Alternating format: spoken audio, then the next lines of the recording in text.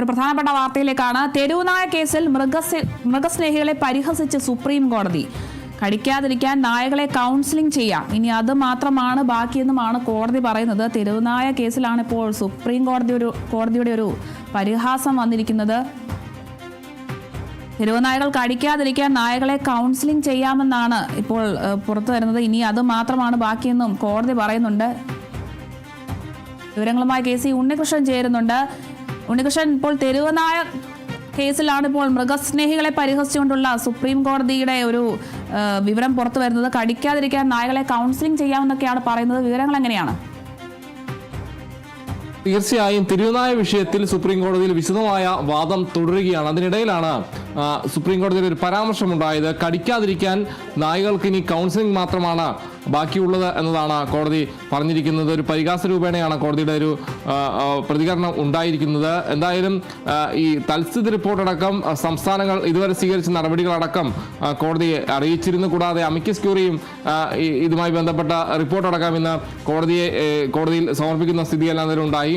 എന്തായാലും ഈ കക്ഷികളുടെ വാദമാണ് ഈ നിലവിൽ സുപ്രീം കോടതിയിൽ നടക്കുന്നത്. ഈ കേസുമായി ബന്ധപ്പെട്ട് നടക്കുന്നത് മൃഗസ്നേഹികളായുള്ള ആളുകളെല്ലാം തന്നെ അവർ സമർപ്പിച്ച ഹർജികളും ഉണ്ട്.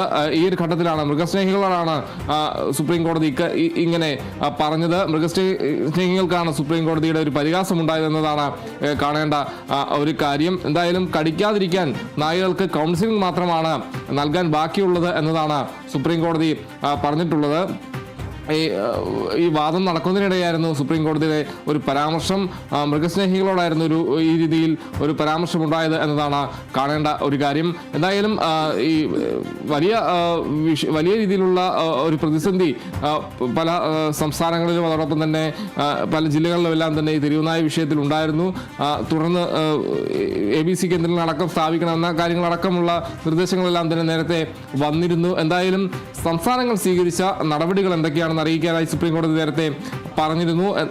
സംസ്ഥാനങ്ങൾ ഇതുമായി ബന്ധപ്പെട്ട് തൽസ്ഥിതി റിപ്പോർട്ടടക്കം എന്തൊക്കെ നടപടി ഈ തിരുവനായ വിഷയത്തിൽ സ്വീകരിച്ചു എന്നടക്കമുള്ള കാര്യങ്ങളിൽ സുപ്രീം കോടതിയിൽ സമർപ്പിക്കുകയുണ്ടായി. അമിക്കസ് ക്യൂറിയും ഇതുമായി ബന്ധപ്പെട്ട തിരുവനായ വിഷയത്തിൽ റിപ്പോർട്ട് കോടതിയിൽ സമർപ്പിക്കുകയുണ്ടായി. അതോടൊപ്പം തന്നെ ഇന്ന് ദീർഘമായ വാദമാണ് സുപ്രീം കോടതിയിൽ തിരുവനായ വിഷയത്തിൽ നടക്കുന്നത്. കക്ഷികളുടെ വാദമാണ് നടക്കുന്നത്. തിരുവനായ ആക്രമണമേറ്റ ആളുകൾ അടക്കം ഇതിലുണ്ട്.